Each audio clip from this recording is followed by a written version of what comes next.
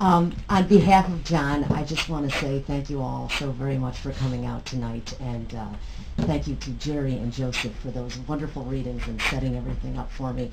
I'm not going to read tonight, but instead going to talk a little bit about John's work, and specifically this work. And I want to start with in the journey since John's death in '94. There's been a lot of myth surrounding John about his watch and about was he a child actor, and specifically with this book, I read somewhere recently the family has just released the last posthumous novel, and the family is me and my mom, who looks like me but 25 years older. And do people think that Mom and I are sitting in a room someplace discussing this, and when the white smoke turns black, we're going to let the novel out? None of it happened that way. In fact, Akashic Books, about a year ago, published a short story called The Tick in the anthology Las Vegas Noir. And there was some press surrounding that event, and in that press, mention of Better. And Akashic was interested in seeing the manuscript.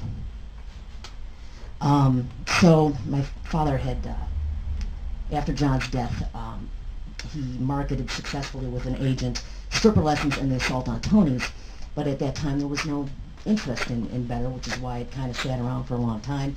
Dad passed away, and Mom and I were busy with life and didn't move to place the book. But here was Akashic. They wanted to see it. Okay, fine. I pull up this old file, and first of all, the text file, the text itself was intact, but it was inundated with all kinds of gibberish characters. And from what I remembered of the book, right after John died, that was a confusing time, and the book, it had the story that it had, but I didn't resonate with it as much as I wanted to, because of course you're always looking to have this deep connection. And so I was frankly, I kind of felt a little irritated, because these were John's tangled characters. I had my own life to lead. I got to go, this old text file, I got to clean it up, and I send them 50 pages, and I go, it's kind of a weird book, and, you know, they want to see the whole thing. Okay, so then I clean up the rest of it, and I send it. They want to publish the book. I said, Mom, this is a great little indie press. They're going to take care of this book, and it'll be done. And I knew I had to go through the publication process, copy editing, the business of writing, and this is where the book changed quite drastically for me. I had to read it a couple of times, and I love that both of the gentlemen that preceded me talked about Zipper, okay, because Zipper really changed this book for me. When I first read the book, the most significant thing that I noticed was that the narrator was named William, and William is my dad's name. And my dad and my brother had a very complex relationship. And in my opinion, The Assault on Tony's is all about my brother's commentary on his father. So in choosing William, who is kind of a lackadaisical drunk, it's kind of payback. It's not an incidental choice of names. First time I read it, I just was like, okay, you're doing this for a reason, John, but I don't know exactly why. Enter double Felix. Now, my brother and I both have an unfortunate predisposition to mathematics. So double Felix, being one letter away from double helix, was not incidental, and I knew that from the get-go, because double helix is, of course, the geometric structure of the DNA molecule. Mr. Stahl used the word every cell of his being, and I thank you. All right, so I'm reading the novel for the 12th, 15th time, and the name Zipper is in it.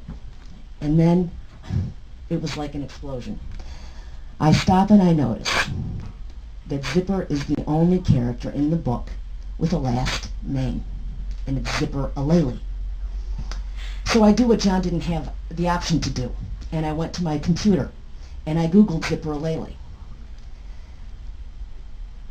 The screen explodes in a bunch of terms, all of which have to do with genetics, okay?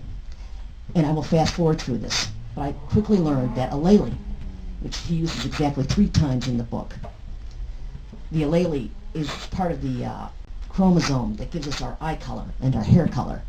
It also has to do with alcoholism. and I find out that zipper does in fact represent the DNA molecule, the term they use when the two rungs of the DNA molecule unzip and replicate.